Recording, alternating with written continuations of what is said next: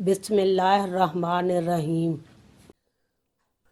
مشکوٰۃ شریف کے مطابق حدیث نمبر 82، ابن مسعود رضی اللہ تعالیٰ عنہ بیان کرتے ہیں، رسول اللہ صلی اللہ علیہ وسلم جو کہ صادق و مصدوق ہیں نے فرمایا، تم میں سے ہر ایک کی تخلیق اس کی ماں کے پیٹ میں اس طرح مکمل کی جاتی ہے، وہ 40 روز تک نطفہ رہتا ہے، پھر اتنی مدت جمع ہوا خون رہتا ہے، پھر اتنی ہی مدت گوشت کا لوتھڑا رہتا ہے، پھر اللہ 4 باتیں لکھنے کے لیے اس کی طرف ایک فرشتہ بھیجتا ہے، پس وہ اس کا عمل، اس کی عمر، اس کا رزق اور اس کا بد نصیب یا سعادت مند ہونا لکھتا ہے، پھر اس میں روح پھونک دی جاتی ہے، پس اس ذات کی قسم جس کے سوا کوئی معبود برحق نہیں،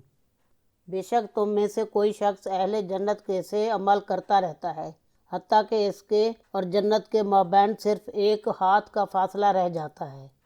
تو اس پر وہ نوشتہ تقدیر غالب آ جاتا ہے، تو وہ کوئی جہنمیوں کا سا عمل کر بیٹھتا ہے تو وہ اس میں داخل ہو جاتا ہے، اور اسی طرح تم میں سے کوئی جہنمیوں کے سے عمل کرتا رہتا ہے حتیٰ کہ اس کے اور جہنم کے درمیان صرف ایک ہاتھ کا فاصلہ رہ جاتا ہے، تو وہ نوشتہ تقدیر اس پر غالب آ جاتا ہے اور وہ اہل جنت کا سا عمل کر لیتا ہے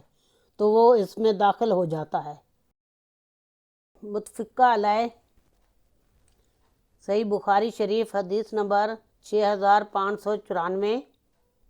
اور صحیح مسلم شریف حدیث نمبر 1/2643، ابو داؤد حدیث نمبر 4708۔